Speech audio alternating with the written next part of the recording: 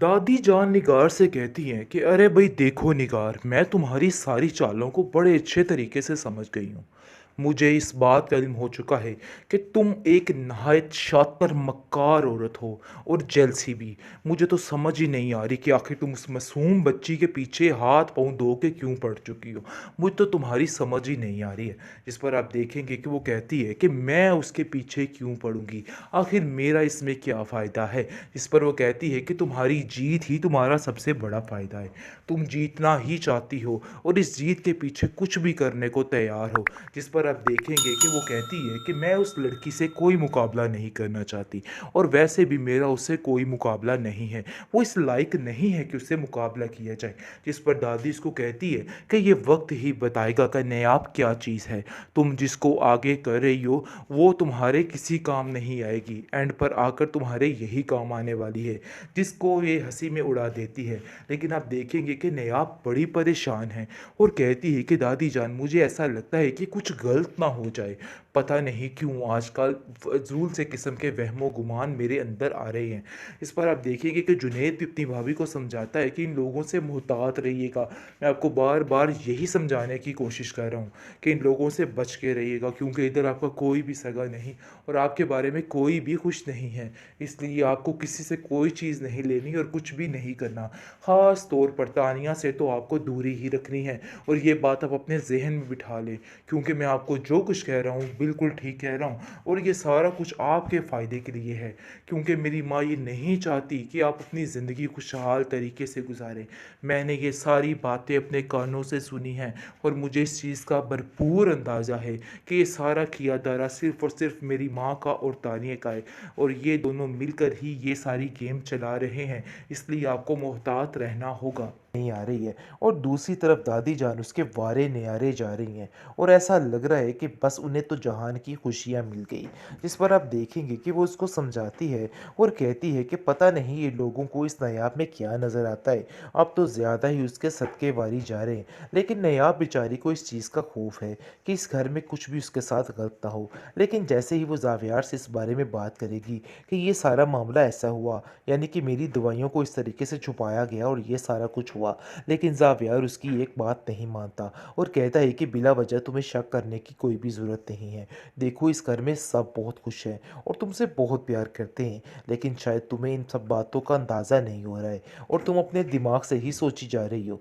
अपने दिमाग से ये फजूल की बातों को निकाल दो और अपने दिमाग को दुरुस्त कर लो। इस तरह से तुम्हारा दिमाग सिर्फ़ और सिर्फ ख़राब ही होगा, इसके अलावा और कुछ भी नहीं।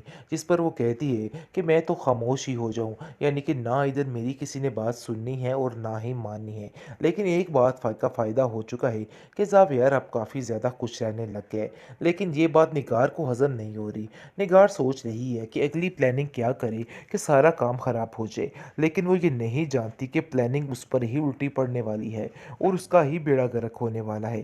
खैर आप देखेंगे कि दादी जान ने आपकी काफ़ी खुश है और कहती है कि मेरी बेटी को मेरे सब्र का फल मिल चुका है, यानी कि जो कुछ मेरी बेटी ने बर्दाश्त किया है अब उसका वक्त आ चुका है कि वो सब चीज़ों का हिसाब ले।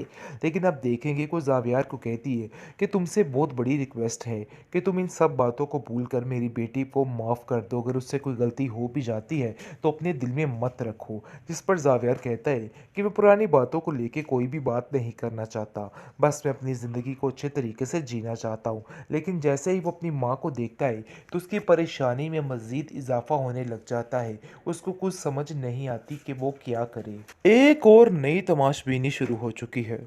बहुत ही इन लोगों की हरकतें अजीब हैं। कभी किसी को लाके खड़ा कर देते और कभी किसी को। अब एकदम से तानिया बेगम आ चुकी हैं जिनकी तबीयत काफ़ी नासाज होने लग जाती है, लेकिन दूसरी तरफ काफ़ी खुश हो चुकी है। बेचारी नयाब को तो वो मिल गया जिसकी वो ख्वाहिश करती थी।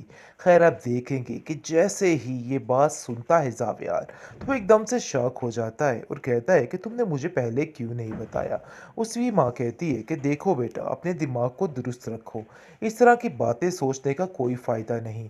हमें क्या पता कि क्या हकीकत है और क्या नहीं। और तुम बिला वजह उस लड़की की बातों पे यकीन किए जा रहे हो। जिस पर उसकी दादी कहती है कि शायद तुम्हारा दिमाग ख़राब हो चुका है।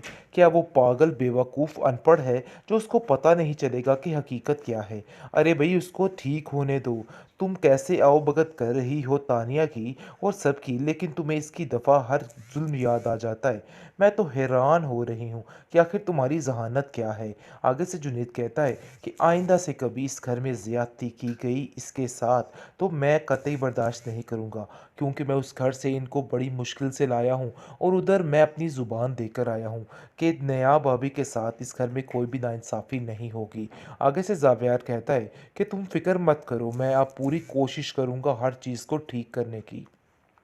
लेकिन दूसरी तरफ तानिया काफ़ी परेशान हो चुकी है और उसको समझ आ गई है कि अगर ये मामला हुआ तो उसकी मोहब्बत की तौहीन है, इसलिए वह सोच लेती है कि अब ये काम ख़त्म करके ही रहेगी। और निगार उसे बार बार पूछती है कि आखिर क्या वजह है, तुम हमें सही बात क्यों नहीं पकड़ा रही।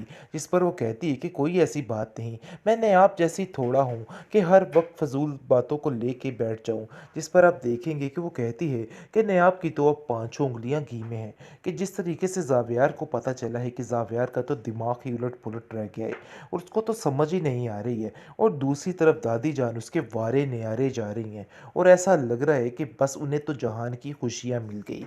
जिस पर आप देखेंगे कि वो उसको समझाती है और कहती है कि पता नहीं ये लोगों को इस नायाब में क्या नज़र आता है, अब तो ज़्यादा ही उसके सदके वारी जा रहे हैं। लेकिन नायाब बेचारी को इस चीज़ का खौफ है कि इस घर में कुछ भी उसके साथ गलत ना हो। लेकिन जैसे ही वो ज़ावियार से इस बारे में बात करेगी कि ये सारा मामला ऐसा हुआ, यानी कि मेरी दवाइयों को इस तरीके से छुपाया गया और ये सारा कुछ हुआ, लेकिन ज़ावियार उसकी एक बात नहीं मानता और कहता है कि बिला वजह तुम्हें शक करने की कोई भी ज़रूरत नहीं है।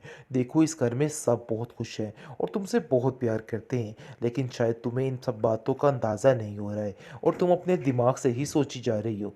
अपने दिमाग से ये फजूल की बातों को निकाल दो और अपने दिमाग को दुरुस्त कर लो। इस तरह से तुम्हारा दिमाग सिर्फ़ और सिर्फ़ ख़राब ही होगा, इसके अलावा और कुछ भी नहीं। जिस पर वो कहती है कि मैं तो खामोश ही हो जाऊँ, यानी कि ना इधर मेरी किसी ने बात सुननी है और ना ही माननी है। लेकिन एक बात का फ़ायदा हो चुका है कि ज़ावियर अब काफ़ी ज़्यादा खुश रहने लग गया है। लेकिन ये बात निगार को हज़म नहीं हो रही। निगार सोच रही है कि अगली प्लानिंग क्या करे कि सारा काम ख़राब हो जाए। लेकिन वो ये नहीं जानती कि प्लानिंग उस पर ही उल्टी पड़ने वाली है और उसका ही बेड़ा गर्क होने वाला है। खैर आप देखेंगे कि दादी जान नायाब की काफ़ी खुश है और कहती है कि मेरी बेटी को मेरे सब्र का फल मिल चुका है, यानी कि जो कुछ मेरी बेटी ने बर्दाश्त किया है अब उसका वक्त आ चुका है कि वो सब चीज़ों का हिसाब ले।